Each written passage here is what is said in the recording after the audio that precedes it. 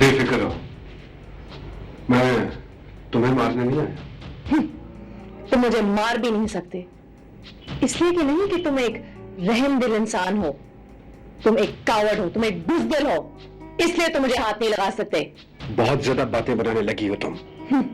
सारी जिंदगी तुमने समझा है कि मैं कमजोर हूं, तुमने मुझे अपनी कस्टडी में रखा है, लेकिन मैं कमजोर नहीं हूं, तुम हो, क्योंकि तुम एक बुज़दिल आदमी हो। तुम्हें पता चल जाएगा कि मैं कितना बुज़दिल हूं जब मैं तुम्हारे साबका शौहर के दिल पर गोली मारूंगा। सारी जिंदगी तुम उस शख्स से घबराते रहे हो, और अब तुम उसका सामना करोगे एक बंदूक के साथ। बुज़दिलों की तो यही निशानी होती है। वैसे आप ये मुझे सब कुछ बताने क्यों आए हैं? इसलिए कि तुम्हें अंदाजा हो जाए कि मैं क्या कर सकता हूँ। मुझे तो पहले से अंदाजा है कि तुम कर सकते हो। जवाब, जस्ट प्लीज लीव, चले जाओ यहां से।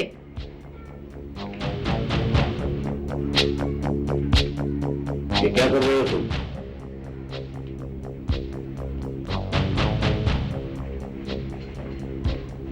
बेटी, ये कोई नुकसान पहुंचाने आया था तुम्हें? बाबा अभी मुझे क्या नुकसान पहुंचाएगा, अब तो ये खुद अपने आप को शर्मिंदा कर रहा है। वो अपना रहमत शरीफ नहीं है घर पे? बाबा है। तो तुमने बुलवाया क्यों नहीं उसे? इसलिए बाबा के वो मुझे हर्ट नहीं कर सकता, वो एक बुज़दिल इंसान है, मैं उससे अब डरती नहीं हूँ। अच्छा आप छोड़ें, आपको भूख लग रही होगी, चले आकर खाना खाते हैं। क्या नहीं खाएंगे? वो अपने जलाल खान ने तो मुझे बहुत जोर लगाया खाने पे, लेकिन मैंने ज्यादा वक्त ठहरना मुनासिब नहीं समझा। बेबस है बेचारा, कुछ कर नहीं सकता, परेशान है। मैं जानती हूँ डैडी, चले आए खाना खाते हैं। चल।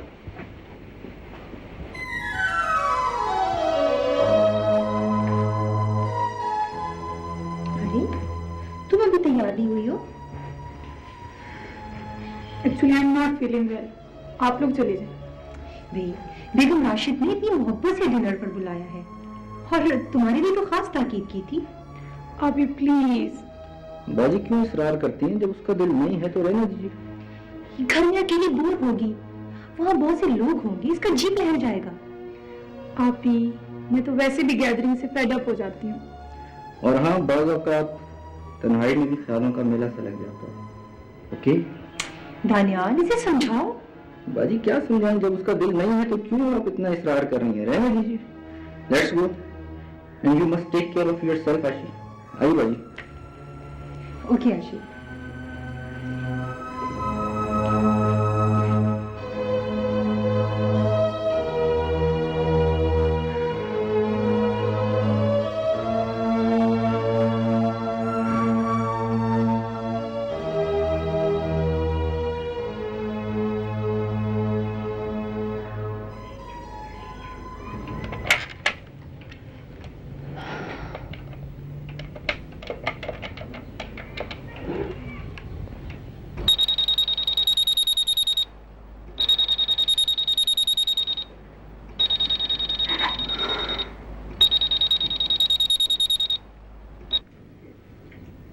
हेलो। अस्सलाम वालेकुम जी, मैं दानियाल साहब से बात कर सकती हूँ? जी आप कौन? जी मैं निगाह हूँ। ओह निगाह, वही जिसकी दानियाल के साथ तस्वीर छपी थी। कहिए, ठीक पहचाना ना मैंने? जी ठीक पहचाना। आप कौन है? आप मुझे गेस्ट ही समझिए। दानियाल साहब कहाँ हैं? जी वो तो अपनी आप ही के साथ किसी डिनर पर गए हैं। ओह, वैसे वो जब आएंगे तो मैं उन्हें बता दूंगी, वो आपको कॉल बैक कर लेंगे। नहीं, वो फोन ना करें, मैं खुद फोन कर लूंगी। वो किस वक्त तक वापस आएंगे? देखिए जी, मुझे कुछ अंदाजा तो नहीं है, लेकिन 1-2 घंटे तक आ जाएंगे। ठीक है, खुदा हाफिज।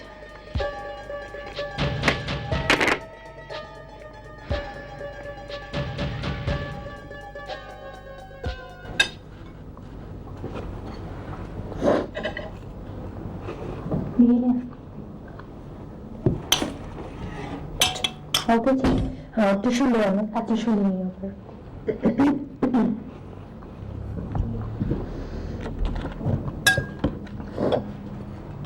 कल रात आपके जाने के बाद निगाह का फोन आया था। निगाह का? जी दानियाल का पूछ रही थी। अच्छा, फिर क्या कहा तुमने? मैंने कह दिया कि आप घर पर नहीं हैं, जब आएंगे तो फोन कर लेंगे। मगर क्या? मगर ये कि उसने कहा कि उन्हें फोन करने की जरूरत नहीं है, मैं खुद ही फोन कर लूंगी। और क्या कहा, और फिर उसने फोन रख दिया।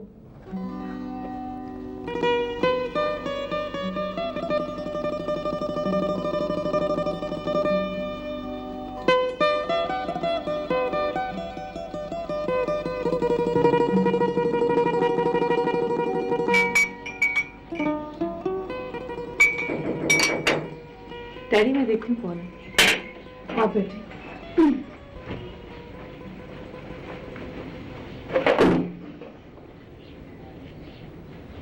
आइए। Thank you. पापा ये है दानियाल। अस्सलाम वालेकुम। ये है मेरे बाबा डॉक्टर मलिक। तो कैसे हैं आप? हाँ बेटे।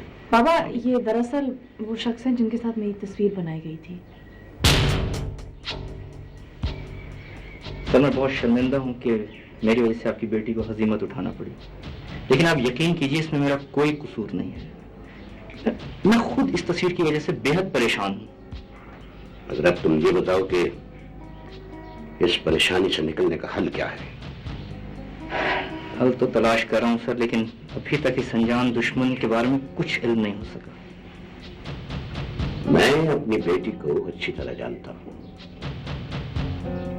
और मुझे यकीन है कि मेरी बेटी मुझसे पूछे बगैर कोई कदम नहीं उठाएगी। रहे तुम तो तुम्हारे बारे में मैं कुछ नहीं कह सकता।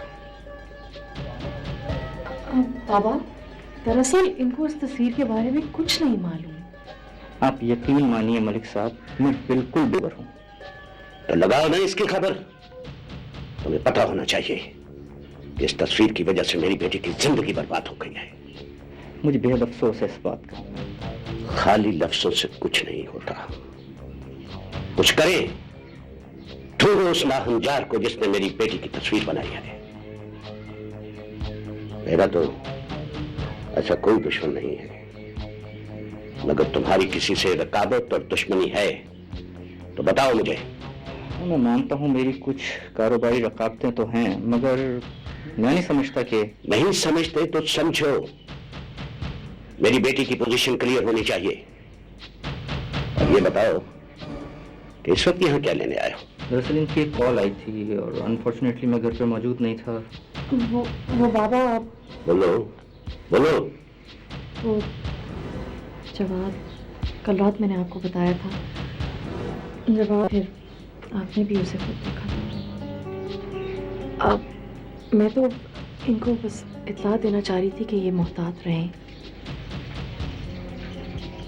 मुझे लगता है कि इनको जवाब से खतरा है। देखा तुमने एक शरीफ लड़की के हर एक के लिए किस कदर हमदर्दी के जज्बात हैं। तुम अच्छे हो, बुरे हो, भले हो, मैं कुछ नहीं कह सकता। तुम्हारी शराफत का सबूत यह होगा कि तुम मेरी बेटी की पोजीशन क्लियर करो। सर मैं खुद यही चाहता हूँ कि आपकी बेटी की पोजीशन के साथ साथ मेरी भी पोजीशन क्लियर हो। आप नहीं जानते कि इससे मेरी कारोबारी साख को कितना बड़ा नुकसान पहुंच सकता है। मुझे ये अंदाजा लगाने की जरूरत नहीं है। तुम जाओ और उस तस्वीर बनाने वाले को ढूंढो। जाओ।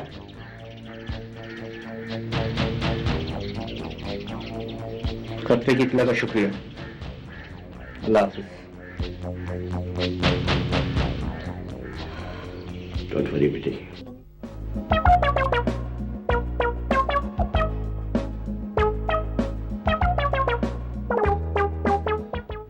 मेरी समझ में एक बात आ रही है, ये जो तू इतनी खिदमत कर रहा है मेरी, या तो तू कोई बहुत बड़ा मुद्दा मुझ पे डालने के चक्कर में है, या तू कोई गलत सी हरकत कर दिया है। नहीं, आप मुझे ऐसा समझते हैं? मैं तो आपका वैसे ही इतना एहतराम करता हूँ रोशन साहब। अभी यार तुझे कितनी मर्तबा कहा है कि राशन यार तूने तो जिंदगी में पहली मर्तबा मेरा नाम सही तरीके से लिया रोशन है। Thank you. देखे ना मैं तो आपको अपने अब्बे की तरह समझता हूँ। अच्छा हाँ ना, और जो मैं कह रहा हूँ मेरी अम्मी की तरह शक्ल मिलती है, वो कितना मैं एहतराम करता हूँ। बात पता है क्या है? मैंने आपसे एक छोटा सा काम कराना था। क्या काम ये था कि वो एक लड़की है। अच्छा तो शादी खबरदार मेरे सामने शादी का जिक्र मत कर। मैं यार कबारा हूँ, मुझे कबारा ही लगे। मैं आपकी शादी की बात नहीं कर रहा हूँ और अपनी लड़की लेके बैठ गए। मैं अपनी शादी की बात कर रहा हूँ। तू अपनी शादी की बात कर रहा है? इंसान का बच्चा बनकर खड़ा हो गया।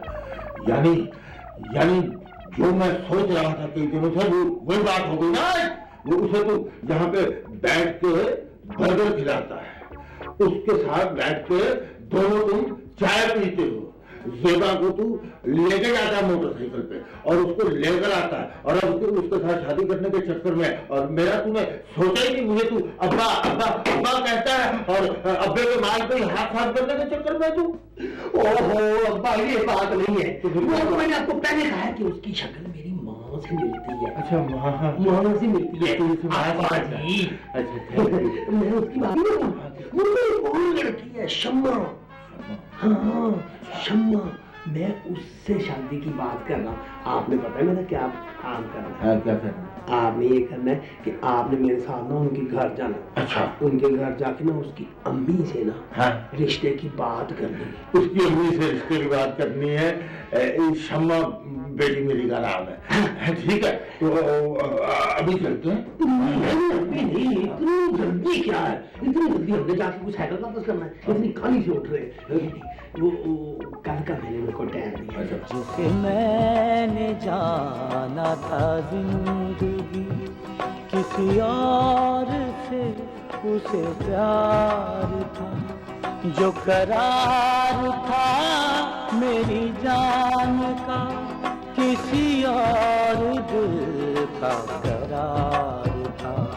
कोई अक्स उनमें ना आ सका, कोई अक्स उनमें ना आ सका, मेरे आईने ही खराब थे जो बुने थे मेरी निगाह में, मेरे रंग थे मेरे ख्वाब थे। तुम जानती हो कि old is gold, young is tongue. Hello जी आप कौन बोल रहे हैं? मैं रोशन बोल रहा हूँ। मुझे वो उनका क्या नाम है, उनसे बात करनी है। किनसे? जिन्होंने लोगों की जिंदगियों को बर्बाद करने का ठेका ले रखा है, उन रिपोर्टर से जिन्होंने तस्वीर छापी थी। आप हमसे बात कर लीजिए। मेरा नाम रोशन है और मैं बड़ा रोशन ख्याल आदमी हूँ। जनाब मुझे बताएं वो कहाँ हैं? देखिए खातून, आप लबो लहजे पे जरा कंट्रोल कीजिए। ये अखबार का दफ्तर है, कोई प्रॉपर्टी का दफ्तर नहीं है कि आप जो चाहें मुझसे आप कहते हैं। अच्छा देख लीजिए, मेरा जो नंबर है वो प्लीज वो लिख लीजिए, और जब वो आए तो प्लीज उनको कहें कि मुझे प्लीज फोन कर दे, मैंने उनसे बहुत जरूरी बात करनी है। देखिए बात सुने, वो किसी अच्छी खबर के पीछे बाजार में घूम, आपने नंबर लिखवाना, लिखवा दीजिए। ये नंबर लिख इसका। जी लिखवाएं। 8234067 याद से। Thank you. राशन साहब, वैसे तुझे माफी भी मिल सकती है क्योंकि तू जेबो रोशन कह दिया कर। सर आपने वो पहचाना? ये टेलीफोन है कि इंटरनेट है, कंप्यूटर है, उस पे उसकी तस्वीर आ रही है। मुझे तो सिर्फ उसकी आवाज आ रही थी, लेकिन आवाज बड़ी गरजदार थी और बड़ी गलत सलत बातें बक रही थी मुंह से। सर ये वही लड़की है जिसकी दानियाल साहब के साथ तस्वीर छपी थी। दफा कराओ। ये अपना दानियाल कह गया था कि मैं तुम सुल्तान को और मुझे अदालत में ले जाएगा, और ये पुलिस का रोक डाल रही थी। वैसे जेबो, ये अखबार निकालना भी एक अजाब है। हाँ सर, है तो अजाब। क्या कहा तुमने? अजाब कहा तुमने? खड़ी हो जा।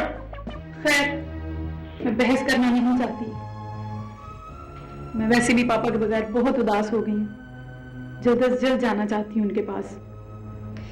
देखो आशी, तुम्हें उस वक्त तक यहाँ रुकना पड़ेगा जब तक ये तस्वीर वाला मामला साफ नहीं हो जाता। अगर इस तस्वीर की कोई हकीकत हुई और दानियाल कसूरवार निकला तो वो तुम्हें खुद एयरपोर्ट छोड़ आएगा। मगर उस वक्त तक कुछ मत सोचो, प्लीज प्लीज आशी। अच्छा आओ मेरे साथ, इधर आओ, यहाँ बैठो। जायदा, जायदा, ये भी खाना लगाओ। अच्छा ये खाना खाओगी तो तबीयत भी सेट हो जाएगी, ठीक है?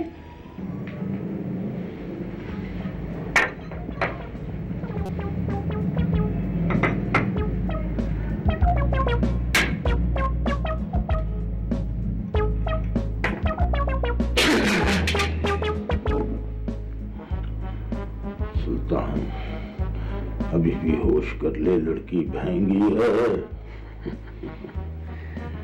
अंकल, लड़की को मैंने 17 दफा देखा है, उसकी आंखें बिल्कुल ठीक है।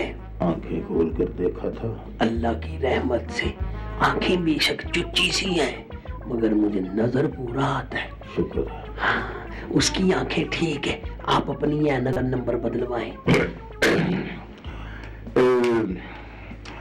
बेटी जी माफ कीजिएगा बेगम साहिबा, वो बात ये है कि ये दुनिया का वाहिद सुल्तान है जिसके ना कोई आगे है ना पीछे है, ना तख्त है ना रियाया है ना पुलिस है।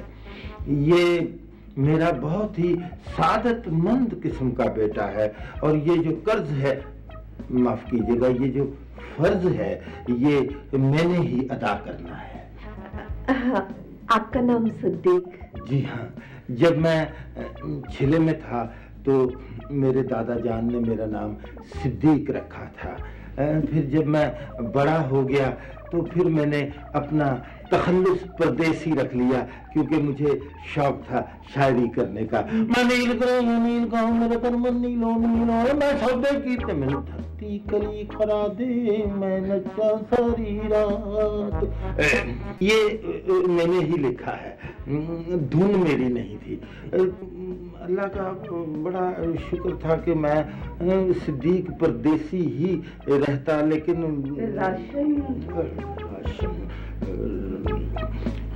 तुमने बताया नहीं, उन्होंने कमजोरी वो अंगूठी कहाँ है? अंगूठी कहाँ है? चल जल्दी से बेटी, माफ करना, अंगूठी। अंकल एहतियात से कहीं पैर की अंगूठे बिना पहना दीजिएगा। बेटा, ये खूबसूरत सा हाथ आगे बढ़ा।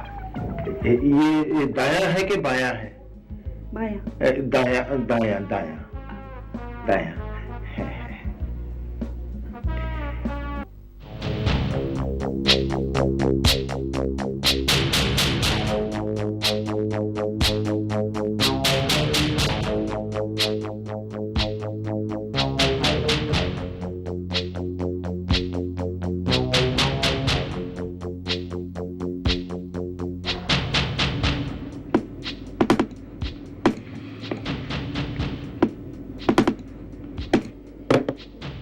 प्लीज बंद करो ये नुमाइश।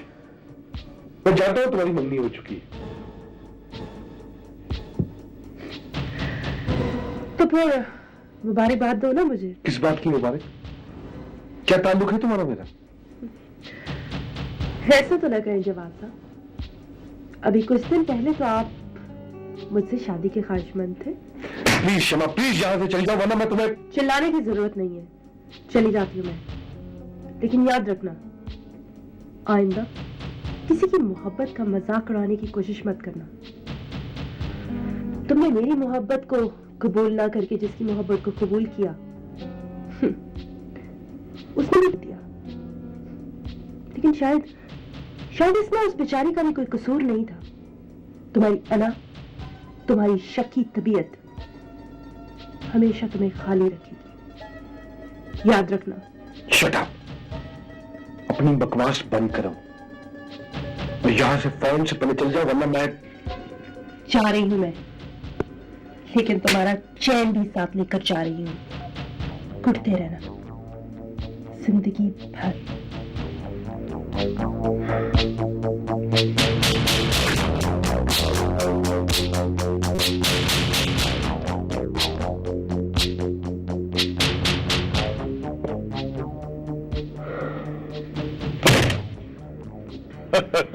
भाई आप लोगों के आने से घर बड़ा बड़ा सा लगता है। बहन जी अब आप आई हैं तो कुछ दिन यहाँ रहिएगा। आप चली गई तो साजिदा और सलीम ने फिर वापस जाने का मुतालबा शुरू कर देना है। नहीं जाती भाई साहब, अब जब तक आप खुद नहीं कहेंगे ना तब तक मैं यहीं रहूंगी। इस दौरान चाहे अपना हमारा घर वीरान हो जाए। मैं इतने को ले आया था ताकि वो घर का ख्याल रखे, ज्यादा फिक्र की जरूरत नहीं है। फिर तुम मजाक कर रही थी। भाई मजाक जरूर करो मगर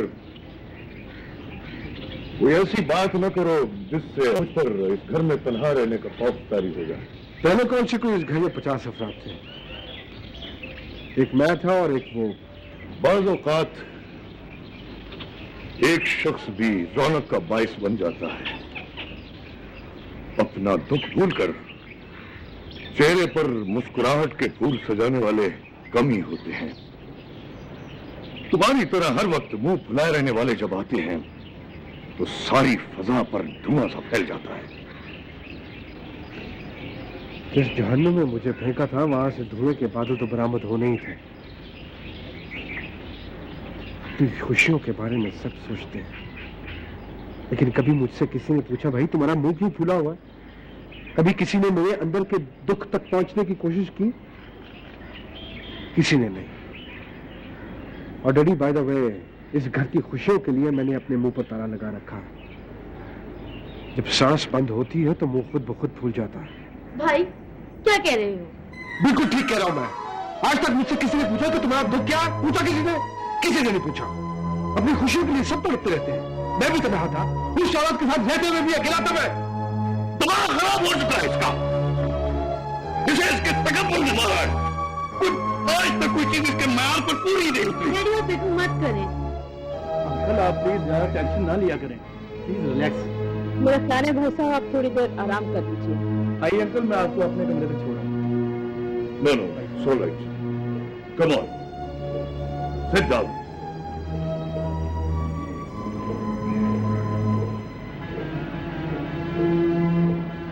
ये नहीं जानता मैं इससे कितनी मोहब्बत करता हूं। अकेला बेटा है मेरा। उसको सब मालूम है भाई साहब, बस जरा परेशान है बेचारा। ओके चल जाओ, जाकर चेस लेकर आओ। आज हम सब मिलकर एक बाजी का धमाका करेंगे। बिल्कुल ठीक है।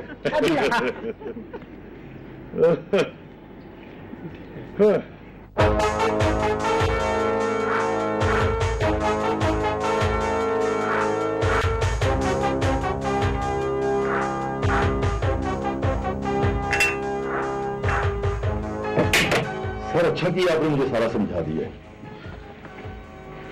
समझ गए ना तुम, ये काम बड़ी एहतियात से करना है। सर मैं बिल्कुल समझ गया।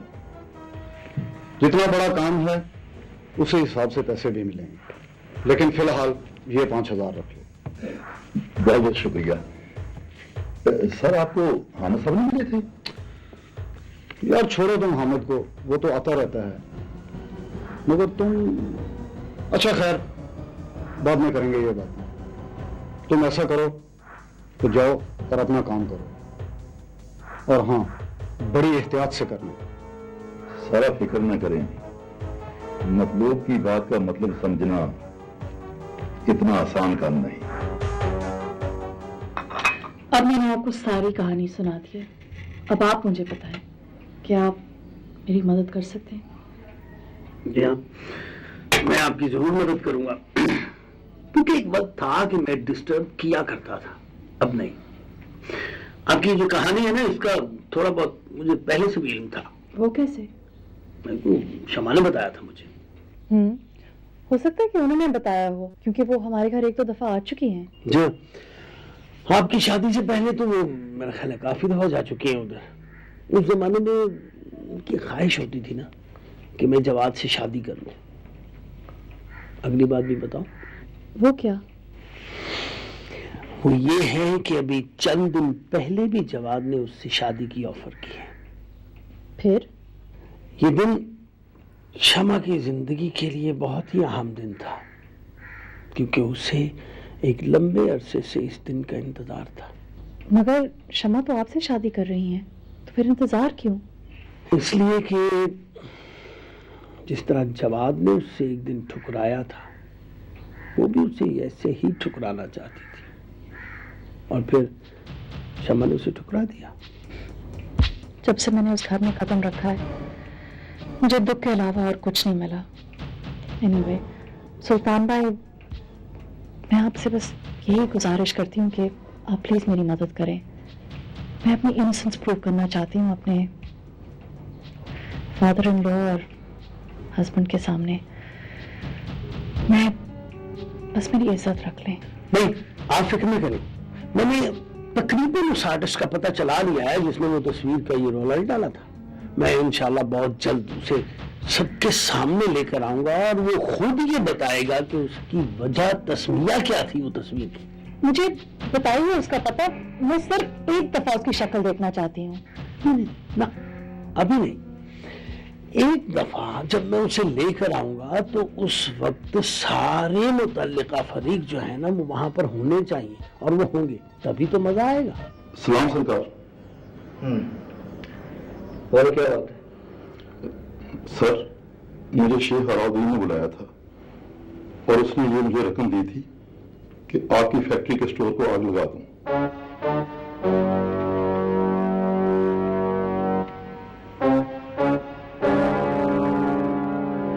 तुम सच कह रहे हो? जी सरकार, मैं बिल्कुल सच कह रहा हूं। सरकार, मैं अपने किए पर बहुत शर्मिंदा हूं। मेरे ज़मीर के ऊपर बहुत बोझ है। मुझे एक दफा माफ कर दें। मेरी एक गुजारिश है कि शेख अलाउद्दीन से आपको बहुत मुताबिक रहना पड़ेगा। वो बहुत खतरनाक आदमी है। आपके खिलाफ वो रोजाना कोई ना कोई साजिशें करता रहता है। ठीक है, तुम जाओ, जुगनू मियां ने ले जाइए, फिर किसी वक्त लेकर आइएगा मेरे पास। जी हुजूर। सरकार, ये रकम रखो अपने पास। अलाउद्दीन शेख, कुछ करना पड़ेगा तुम्हारा। I must do something for you. अच्छा, एक बात बताओ। जी सर। ये साजिश में तुम्हारे साथ हामिद? नहीं सर, वो बिल्कुल इसमें शामिल नहीं था। Sir dead sure. सर, ये अलाउद्दीन बहुत खतरनाक आदमी है, बड़ा मक्कार आदमी है। ये काम करवाने के बाद तोते की तरह आंखें बदल लेता है। ठीक है, तुम जा सकती हो। जी, 1 मिनट प्लीज, मैं आपकी बात करवाती हूँ। डैडी, आपका फोन। किसका है? कोई सुल्तान साहब है। सुल्तान? जी। ये तो मेरे को वाकिफ नहीं। हेलो, अली बोलो। अच्छा, आप कौन है? अच्छा, साथ में आप? क्या? अच्छा, धमाका। जी, मैं आ जाऊंगा। उसे भी साथ लेकर आओ। हाँ, क्यों नहीं, ले आऊंगा उसे। और जी, कैसे नहीं आएगा? मैं बात हूं उसका, यू डोंट वरी। जी, हम पहुंच जाएंगे। Thank you very much. ये अच्छा हुआ। क्या हुआ डैडी? बेटा, तुम कोई अच्छी सी कॉफी बनाओ। हेलो सर, अस्सलाम वालेकुम। मिस्टर दानियाल साहब। वालेकुम अस्सलाम।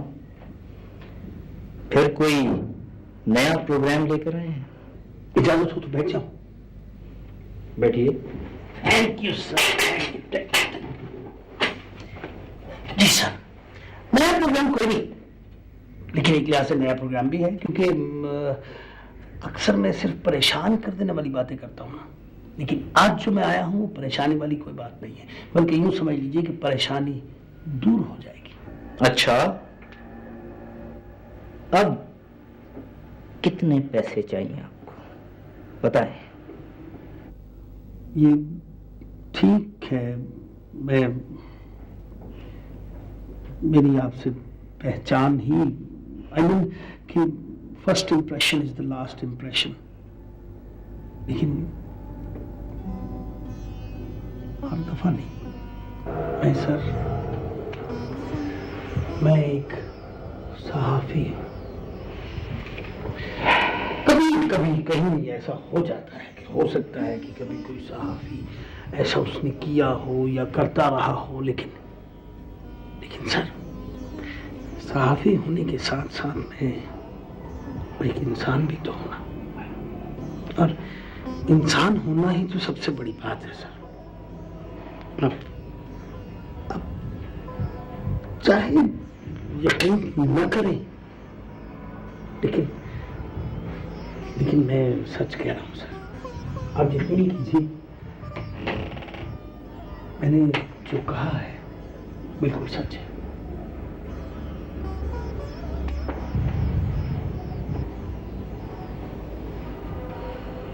क्या कहना चाहते हो तुम? सर, मैं ये कहना चाहता हूं कि मैंने उस आर्टिस्ट का पता चला लिया है जिस आर्टिस्ट ने वो तस्वीर बनाई थी।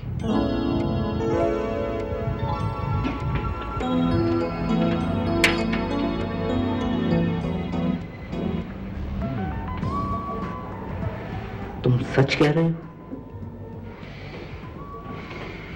Yes sir, dam serious.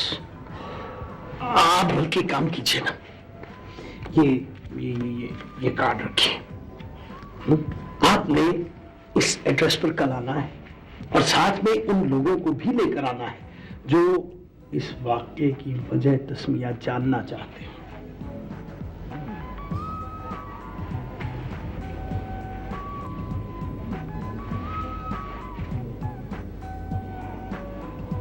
निगाह को बताया तुमने? नहीं, अभी बस यहाँ से जाते हुए उधर ही जाऊंगा और कह के जाऊंगा, उन्हें बता के जाऊंगा।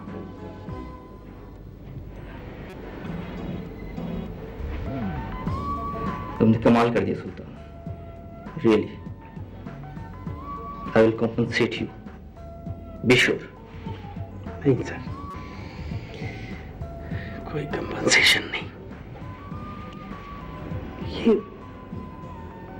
ये भी तो एक सहाफत का हिस्सा है सर, बल्कि असली सहाफत ही ये है। Thank you sir, bye. Sultan, मेरी बात सुनो। जी sir. Thank you, thanks a lot. नहीं सर, प्लीज मेंशन नोट।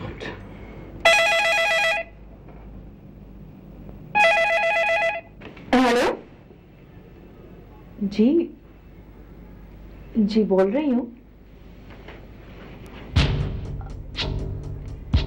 जी मैं पहुंच जाऊंगी। नहीं, जवाब तो नहीं आएगा। अच्छा, उसका वहां होना बहुत जरूरी है। नहीं, उसे जरूर होना चाहिए। ठीक है, मैं पहुंच जाऊंगी। ठीक, खुदा हाफिज। कौन था बेटी? बाबा, सुल्तान का फोन था। उनको वो शख्स मिल गया जिन्होंने पेंटिंग बनाई थी। उन्होंने हमें बुलाया और हमें वहां ठीक 4 बजे मिलना है।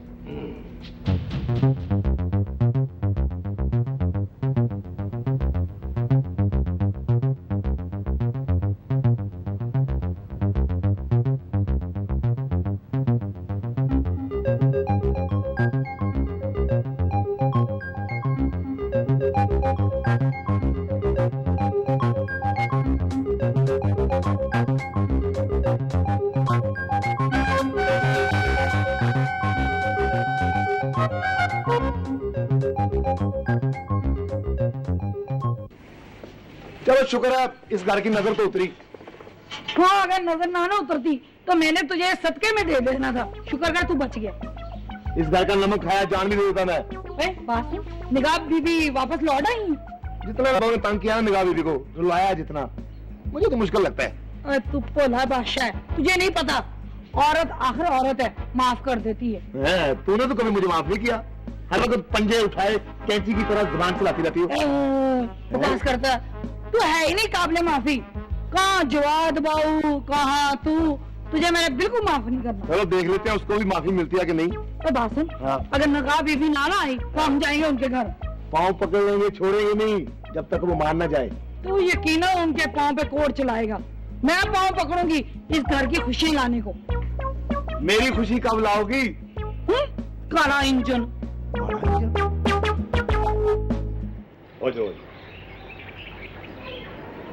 अस्सलाम वालेकुम एवरीबॉडी। वालेकुम अस्सलाम। ये कहाँ ले आए हैं आप मुझे? बैठो, समझ भी कोई चीज होती है। बैठ जाओ, सिट डाउन, बैठो।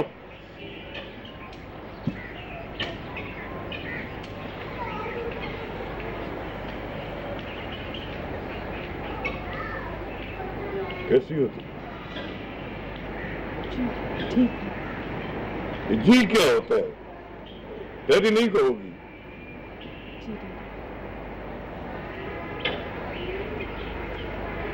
और डॉक्टर मलिक कैसे हो तुम? ठीक हूँ। हेलो लेडीज एंड जेंटलमैन, ये नवाब नैयर, उस मुतनाज़ा तस्वीर के खालिक। ये वो शख्स जिसने मेरी जिंदगी तबाह की है। मैं तुम्हें छोड़ूंगी नहीं, मैं तुम्हें नहीं छोड़ूंगी, तुमने मेरी जिंदगी तबाह की है।